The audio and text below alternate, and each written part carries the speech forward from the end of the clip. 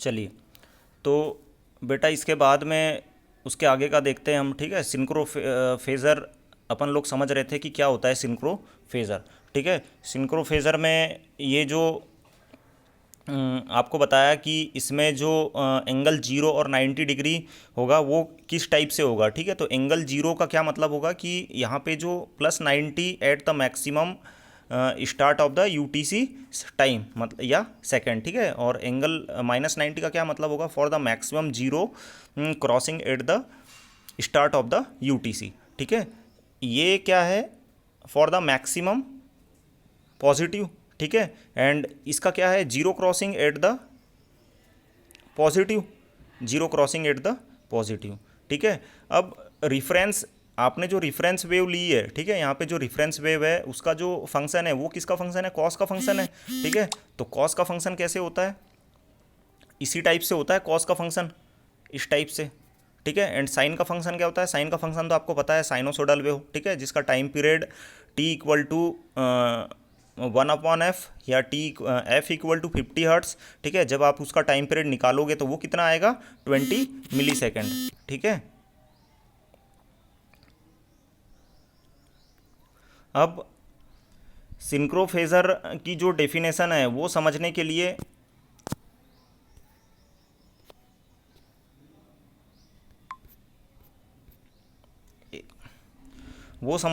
आपको total vector error का concept आना चाहिए। ठीक है, टोटल वेक्टर एरर का कॉन्सेप्ट क्या होता है कि इसमें एक इमेजनरी एक्सिस होती है, ये इमेजनरी एक्सिस है, एंड ये एक रियल एक्सिस होती है। ठीक है, इमेजनरी एम रियल एक्सिस के बीच में आपको एक सर्कल ड्रॉ करना होता है। ठीक है, एक सर्कल आपने ड्रॉ कर दिया, इस सर्कल के 4 पार्ट होंगे या 4 क्वाड्रेंट होंगे, क्वाड्रेंट 1, 2, 3 एंड 4। ठीक है, उस क्वाड्रेंट का जो सेंटर पॉइंट होगा या जो मिडिल पॉइंट होगा वहाँ से आप एक परपेंडिकुलर खींच दो, किससे, इमेजनरी एम रियल का जो मिडिल पॉइंट है। ठीक है, वहाँ से आपने एक परपेंडिकुलर डाल दिया इसके सेंटर पॉइंट तक। ठीक है, एंड एक सेंटर पॉइंट डाल दिया आपने 4th क्वाड्रेंट में। ठीक है, एंड यहाँ से इस सेंटर पॉइंट से इसका यहाँ तक की जो रेडियस होगी, ठीक है, उसको बोलेंगे TVE। ठीक है, टोटल एरर कॉन्सेप्ट। अब देखो, यहाँ से इस वाले पॉइंट से इस वाले पॉइंट तक आपका जो टोटल जो फेज़ एंगल है या जो फेज़ डिफरेंस है वो टोटल पूरा 100% है। लेकिन इस वाले जो रीजन में जो सेकंड क्वाड्रेंट जा रहा है उसमें लेस देन आपका TVE होगा, less than total error concept होगा, एंड जो फोर्थ वाला है इसमें लेस देन इक्वल टू होगा। ठीक है, लेस देन इक्वल टू होगा, लेकिन जो फोर्थ वाला है उसमें लेस देन TVE होगा। ठीक है बेटा, तो रियल एंड इमेजनरी जो एक्सिस है उस पर ये सब चीज़ें ड्रॉ होगी। ठीक है, इसका जो फंक्शन है वो ये है VT equal to √2V cos ω0t+5। ठीक है, जहाँ पे ω0 क्या है, जो फ्रीक्वेंसी है रेडियन पर सेकंड में है। ठीक है, अगर आप फ्रीक्वेंसी की अगर बात करोगे तो यही वाली फ्रीक्वेंसी हर्ट्स में हो जाएगी। ठीक है, और ये आपका पता ही है कि यहाँ पे एटन एंगल 0 है, रेफरेंस इसका जो एंगल है वो 0 है। ठीक है, ये इसका मैग्नीट्यूड है। ठीक है, यहाँ पे एंगल 90 है, -90 है। ठीक है, एंड इसका रेफरेंस V है। ठीक है बेटा, अब इसके बाद में अपन देखते हैं the concept of angle 0 degree and 90 degree.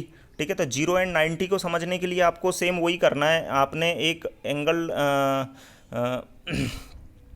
Circle draw किया, सर्कल के 4 पार्ट किए, उसको रियल एंड इमेजनरी में मेंशन किया, रियल पार्ट, ये रियल पार्ट एंड ये इमेजनरी पार्ट। सेम इसमें भी ये रियल पार्ट एंड ये इमेजनरी पार्ट।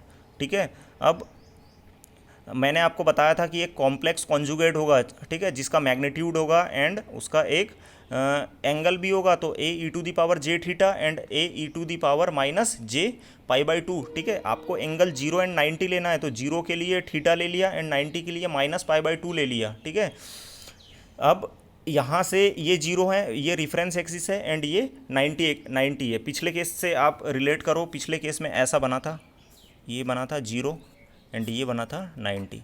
ठीक है, ये 90। ठीक है, तो यहाँ से आपने एक रेफरेंस एक्सिस खींच दी, एंड सेम 90 वाले पार्ट से भी एक रेफरेंस एक्सिस खींच दी, ठीक है।